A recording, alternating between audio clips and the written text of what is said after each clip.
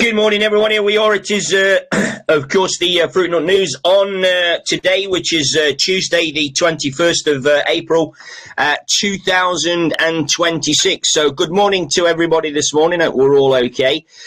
We've got Lisa McCulloch's in first. We've got Sheila Davis, Natalie Bowen, Jill's in, Joyce is in, Valerie's in. Sharon's in, Olivia's in, Denise is in, Sunara's in, Nina's in, New Life is in, Sarah P's in, and of course Starry Night, and Angie's joining us, and Blue Roses. There will be, I'm sure, a few more joining us today as we move forward. So the first real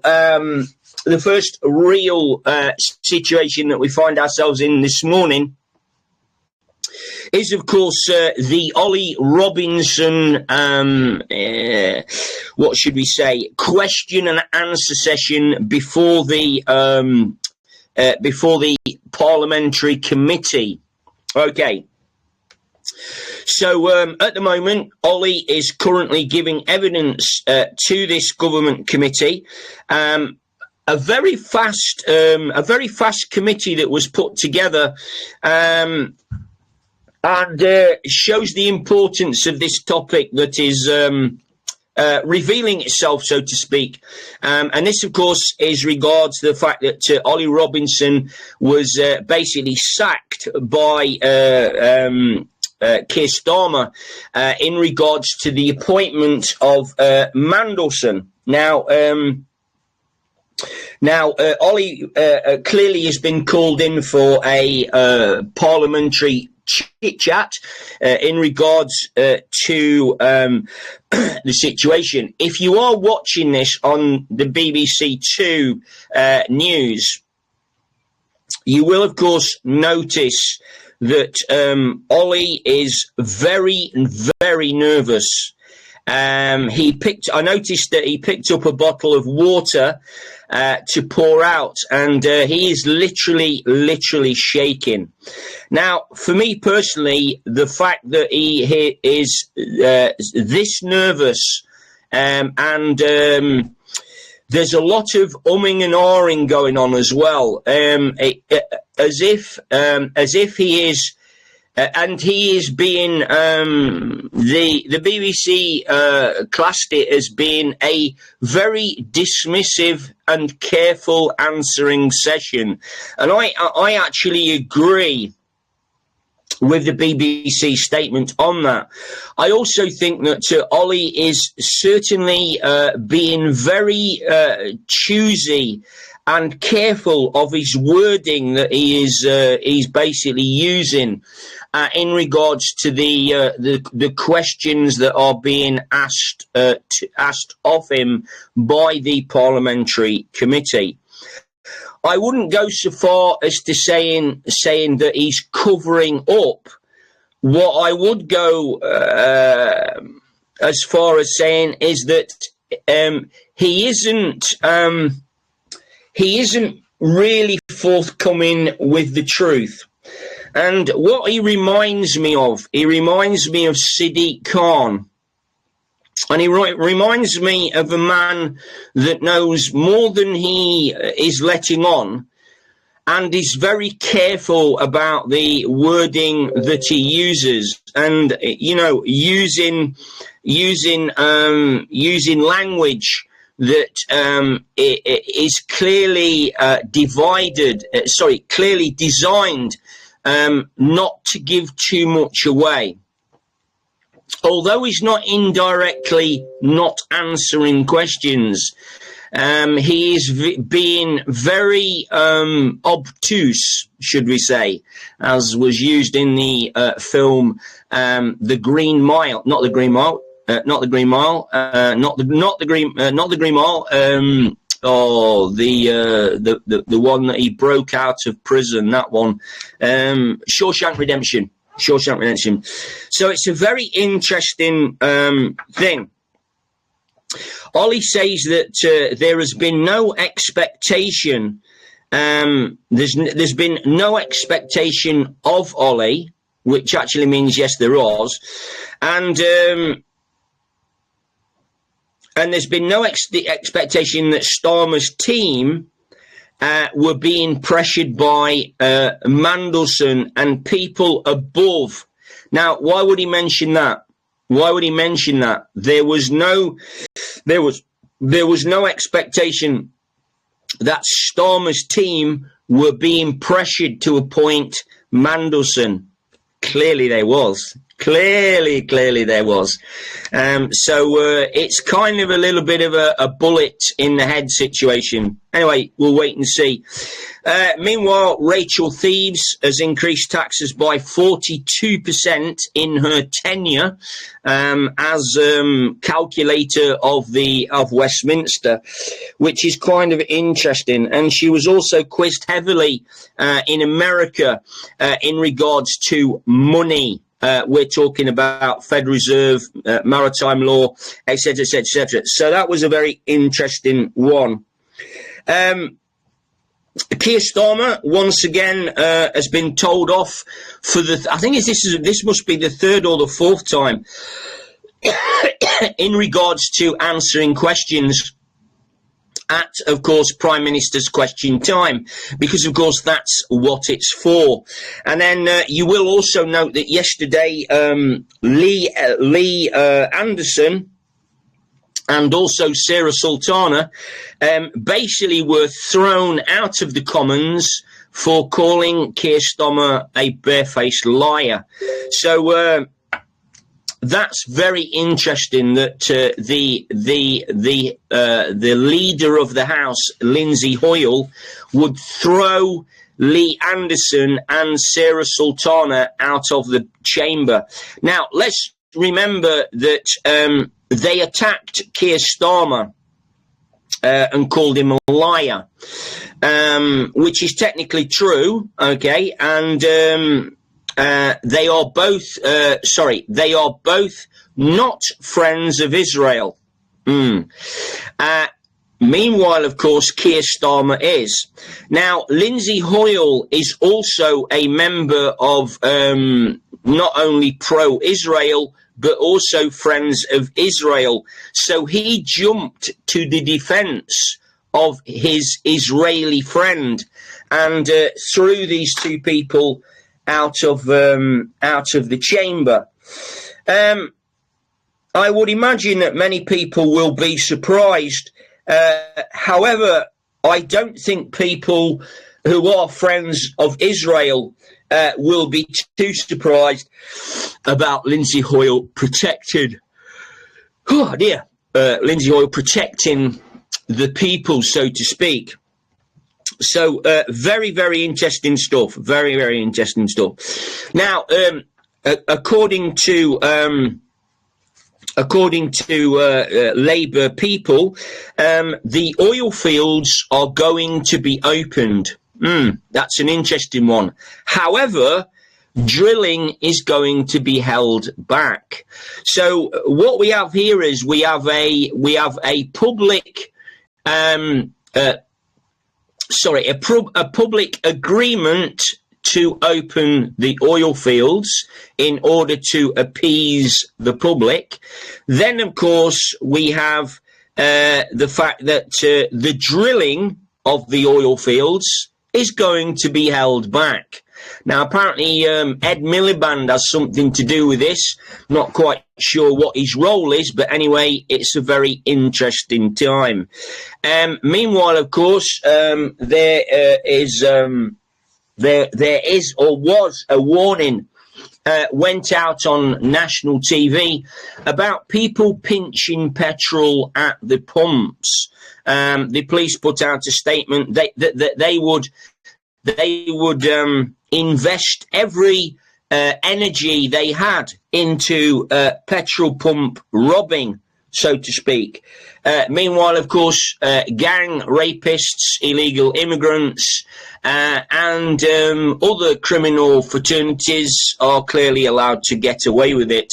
Not only that, but also paedophiles as well. It is an interesting time to be alive, not only in the UK, but probably across the world.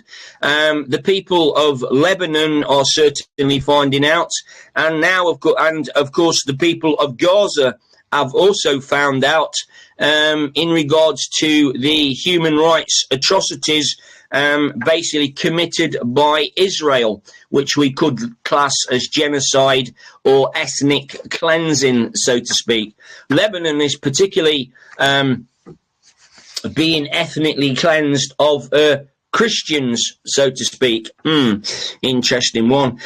Meanwhile, a few days ago now, I reported that Colleen Rooney was basically championing a brand new line of clothing from Primark. Now, this Primark clothing seems to have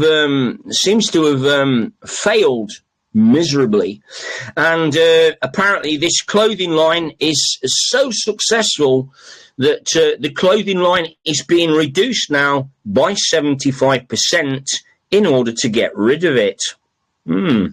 That's kind of an interesting one, isn't it? Especially when you consider that Primark are one of those companies that use children to make clothes around the world. Anyway, meanwhile, of course, Meghan Markle has failed with the Jam. She's failed with the Lifestyle magazine. She's failed with the Lifestyle program. Netflix has certainly fucking flopped. And so she decided to go to Australia for a royal tour. Apparently, they are not royals, though. Unfortunately, the Australian public are so brainwashed that they think that these people are still, royals. It must be something to do with the corks around their hats, or maybe it's the kangaroo shit that they are,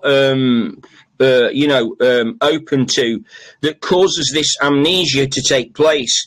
Australia welcomed them with open arms, etc., etc., etc., not realising that these two people had been thrown out of the monarchy by Dad, of course. Very interesting. And then, of course, it's now coming to light that certain members of volatile situations are now turning up years later in certain posts, which is quite an interesting recycling maneuver. So we've had various instances of traumatic events taking place, and then those people all of a sudden turn up a little bit down the line in governmental jobs. One particular instance was, of course, the Voyager explosion. Now, this was where, of course, how many people? I think there was about 5 or 6 astronauts blew up on the exiting of the space station, and they were all killed instantly in an inferno. Kind of very interesting when you consider that a few years down the line, they are all still alive and well, working in governmental jobs. Now, very interesting that, isn't it?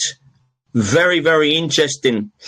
And of course, that also leads us to the situation of what should we say this is called? Let's say CIA grooming, MK Ultra, etc., etc.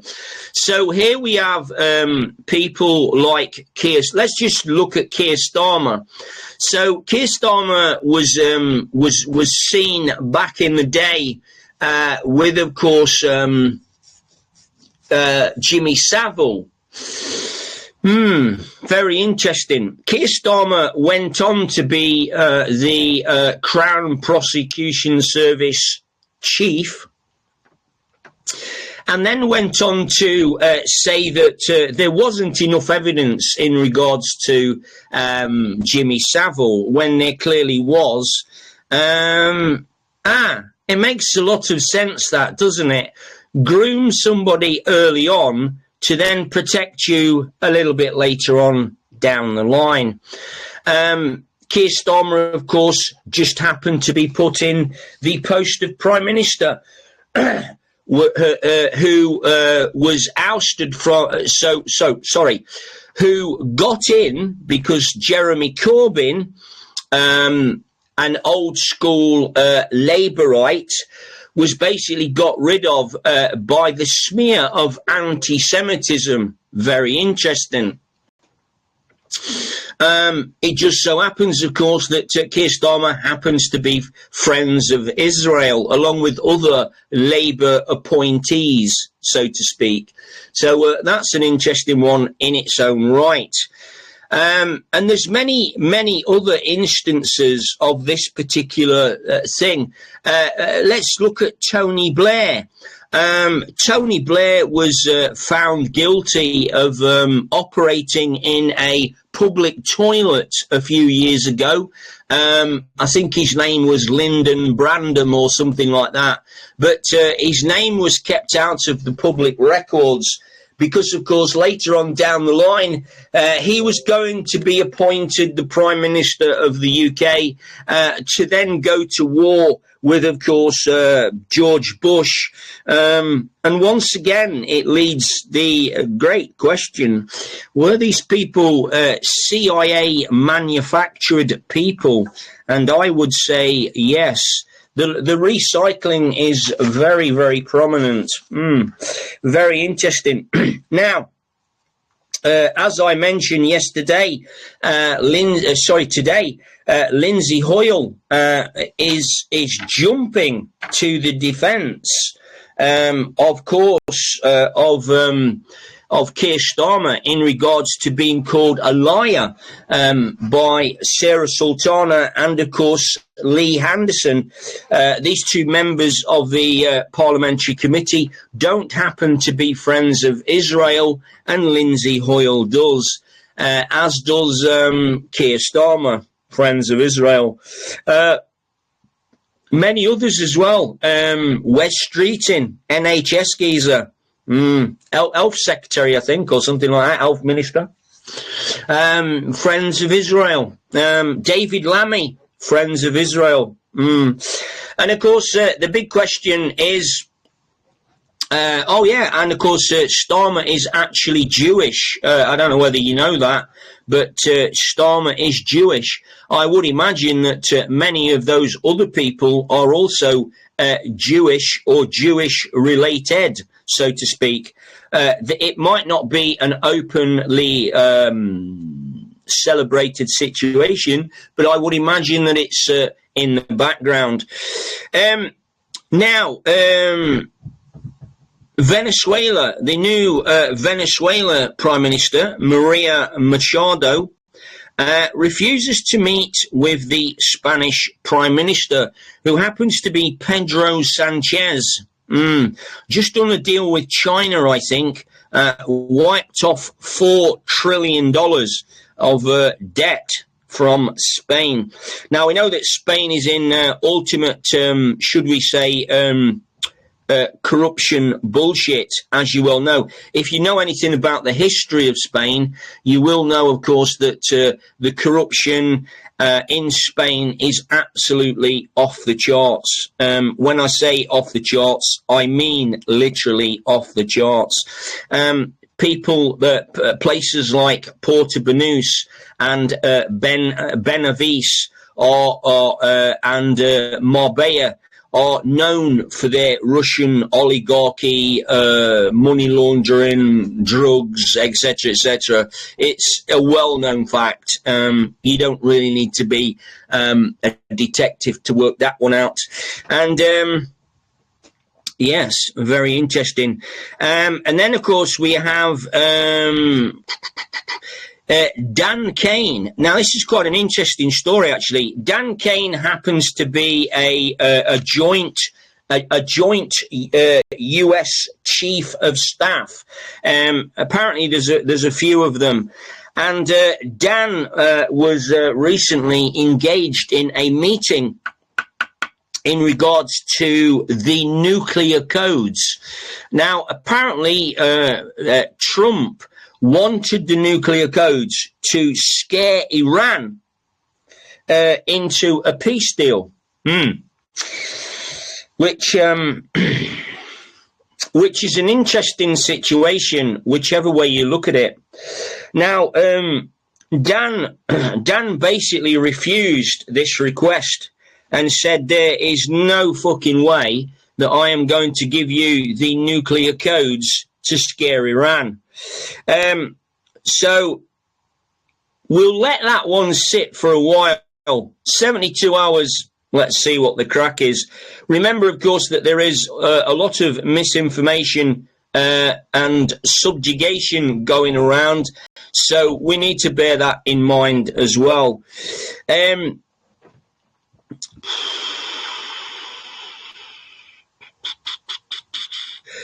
The Bulgarian MP, this is a guy called Rumez, is it Rumez? Rumen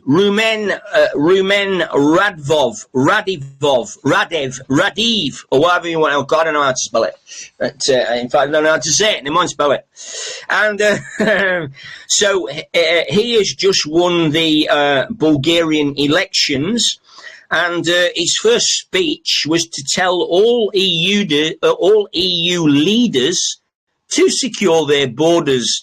And this, of course, runs in line with the new Hungarian PM who replaced you know who, and he's now clear to run for EU Parliament status. So that's actually quite an interesting move. And now, going back to Dan Kane and the military meeting, apparently, apparently Donald Trump wants to award himself the highest military honor, which is, of course, the Medal of Honor. And this is, of course, awarded for bravery, courage, and sacrifice. Now, I'm sure that our friend Jason Orban, yeah, that's it. I'm sure that our friend Jason will do some gematria on that, because it might be worth doing it. Which is quite interesting. Now, the other thing, of course, that springs to mind in regards to Dan Kane about the nuclear codes was the fact that the nuclear football, should we say, or the nuclear briefcase, is always carried by the President of the United States. Now, what I can't understand is,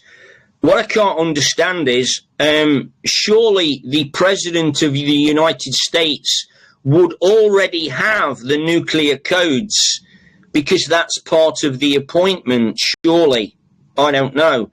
So I can't understand why Kane would refuse to give him the nuclear codes when I'm sure Donald Trump would already have them. So like I say, misinformation somewhere along the line. Now, this is an RAF cadet.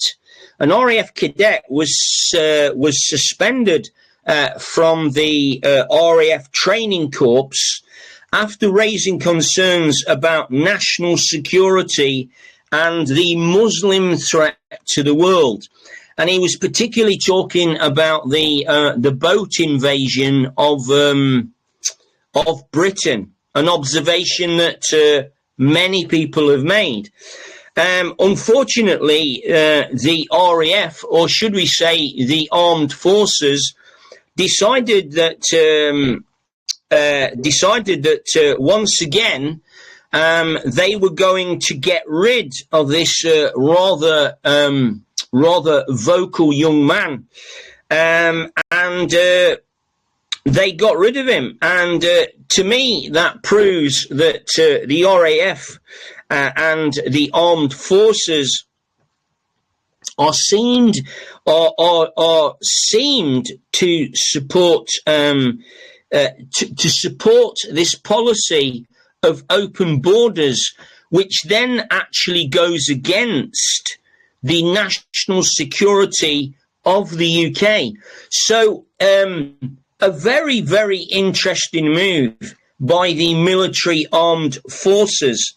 And that also brings us to the SAS. Now, apparently, 2 squadrons of the SAS, both known as D and G squadrons, an undisclosed number of SAS personnel have basically handed in their resignations, so to speak. Now, apparently, a military source said that the handing in of these resignations would be a serious effect upon national security. Now, remember that the SAS are obviously involved in overt and covert operations, undercover, black ops, etc., shit that you don't even know about. So for the armed forces to come out with that is interesting. Even more interesting is that an undisclosed number of SAS personnel are leaving the ranks. I would imagine that this also goes very, very hand in hand with the statement that Ant Middleton made a few months ago now, where he said that there were 60,000 ex-military personnel who are ready to fight in the UK against the establishment. Now, we're not looking here at civilians. We're looking at some seriously trained ex-SAS, ex-armed forces, ex-Royal Marines personnel, and probably some very hard characters spread around the UK. Now, what he also said was really interesting was that there are parts of the military that are basically going to stand with Ant Middleton and the ex-veterans if they need to. Now, that's a very interesting statement, which leads us to believe that we happen to have 2 sides of the military. We happen to have a side of the military that is loyal to the deep state and the corruption and the bullshit, and then we have another side who are morally following their compass and basically wanting to side, of course, with the UK people, and also that they can see the utter 2-tiered system that we've got in. And of course, this goes with the label that Keir Starmer has been given, i.e., 2-tier 2-tier policing. Okay, the 2-tier justice system. So this now is evident that we now have a twin system that on the one hand supports the deep state and goes against the people and the countries, because we're not talking about just our country, we're talking about all other countries as well. And then we've got another side of the military or the people that are for the people and the countries and, freedom and security, etc., etc. So It's a very interesting time to be alive. Now, you will remember, of course, that Donald Trump, and this leads me to genuinely believe that I think that we have got a good Donald Trump, and we've also got a very nefarious, maybe even a couple of Donald Trumps that are knocking around, because we seem to be getting a very twin-sided, a two-tier Donald Trump. On the one hand, we get Donald Trump, who is calling out the Pope in regards to Satanism, child trafficking, paedophilia, etc. And then, of course, we've got another Trump saying that, you know, the Pope is brilliant, etc., etc. So once again, we seem to be having this two-tier system exposing itself right before our eyes. So very interesting. Now, here's a little bit of a quote from the 1960s. This wasn't from JFK. It was from a guy called Fidel Castro from Cuba. Now, Cuba apparently is on the brink of being invaded by, of course, Donald Trump. So we'll wait and see on that one. But Cuba, Fidel Castro said that in 1960, Fidel was asked, does he prefer Mr. Nixon or Mr. Kennedy? And his response is probably one of the best things that I've ever heard. Okay. And what he said was, it was very, very simple and very easy. He said that there's no point in choosing either man. He said, two men that are wearing the same shoes and belong to the same Zionist party, there is no real choice. The choice is only an illusion. The goals of the goals and strategies of the two men in question that you've asked me about are, of course, exactly the same. Very interesting. Unfortunately, he said that the two men, even though they are basically wearing the same shoes and dressed up as the same, they walk slightly different paths, although they walk the same path. Okay? And very interesting. It also appears that Fidel Castro could actually be the father of Justin Trudeau. Now, Justin Trudeau, as you well know, has been collared with Katy Perry. Now, Katy Perry, of course, has a taste for drinking a certain red liquid and eating certain meats, so to speak.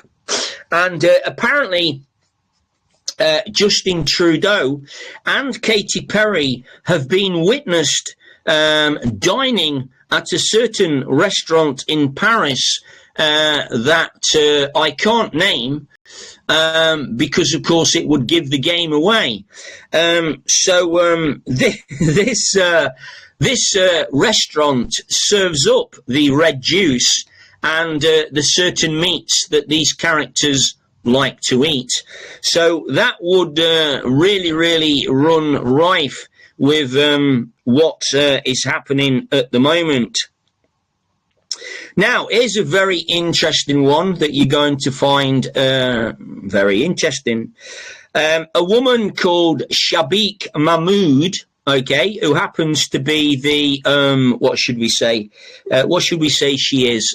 She's some form of a person. We're not quite sure what person, but some form of a person. Now, Sadiq Mahmood has basically stepped in to ban. There was another person that she banned as well from coming to the UK. It was a singer. I can't remember his name now. But she's banned a woman called Valentino Gomez. Okay, now Valentino Gomez is a very outspoken young lady, and she was supposed to be speaking at the Tommy Robinson gig. This, of course, is classed as a far-right event. And Shabik Mahmood said that Valentino speaking at the Robinson gig would be a threat to national security. A threat to national security, ladies and gentlemen. She also, in the last few days, has also removed the citizenship of a British police officer, an ex-British police officer, who met a Russian lady. He ended up marrying that Russian lady, and then he moved over from the UK to Russia to live with his new wife. You know, nothing wrong with that, of course. It's quite okay to marry people of other nationalities and other cultures, if you so wish. Apparently, there was no duress on his part. He wasn't part of an MI5 cult or anything like that. Unfortunately, Shabib has decided that she's going to remove this man's British citizenship. Now, I don't know about you, but this woman happens to be a devout Muslim, which is fine, and she is a sort of a far-left communist activator. Very, very interesting. So here we have Valentino being banned for freedom of speech by a Pakistan devout Muslim, and secondly, a man having his British citizenship removed because he married again a woman in Russia. He hasn't committed any crimes. It's just that this Mahmood, a practicing Muslim devout person, decided that getting married to somebody was against, you know, the Muslim faith, so to speak.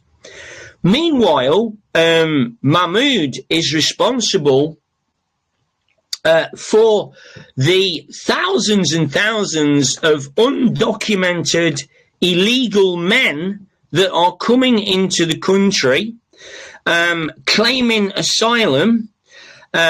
We've got and it's clear that these people are coming from places of national security threats: Afghanistan, Iran, Iraq, Yemen. What's the other place? Somalia.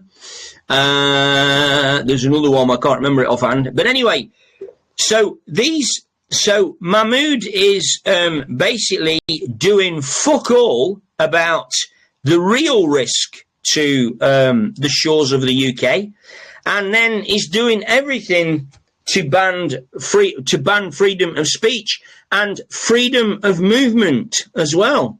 Very interesting, isn't it? Very interesting.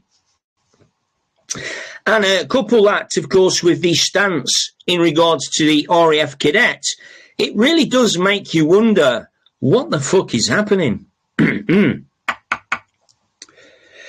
Now, did you know that during the time that Prince Andrew was the UK ambassador, roughly about 10 years, Andrew cost the UK taxpayer somewhere in the region of £15 million plus. A lavish lifestyle, travelling around, doing his shit, you know, stoking the fires of Ghislaine Maxwell, maybe having a couple of threesomes along the way. We're not quite sure with Boris Johnson. Even Theresa May might be involved in that. And you never know. What a thought that would be. A threesome with Theresa May. Fucking hell. Not something that I would even want to see in a very bad dream of mine. No, very interesting. It's also been confirmed now that the DOJ has managed to find 350,000 dead people. Now, that's not unusual. Unfortunately, they were found to be voting in the American elections.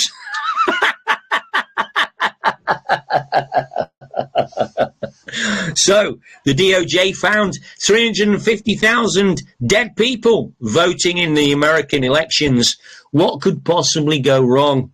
And apparently during 2026, the summer of 2026, apparently a crop circle is going to appear in the UK, which is going to lead to the communication of extraterrestrial beings, so to speak. Now, as you all know, extraterrestrials are always portrayed in the films as being violent and aggressive. Always. They're always portrayed as that, when in actual fact maybe they're not. Maybe they are benevolent beings, and they are just here to help humanity get out of the shit that it finds itself in. So that could be interesting. Now, yesterday we had Keir Starmer doing a little speech, and first of all he apologised to the Epstein victims. Hasn't the horse already bolted on that one? So not only did he apologise to the Epstein victims, but what he didn't do, he didn't organise an investigation.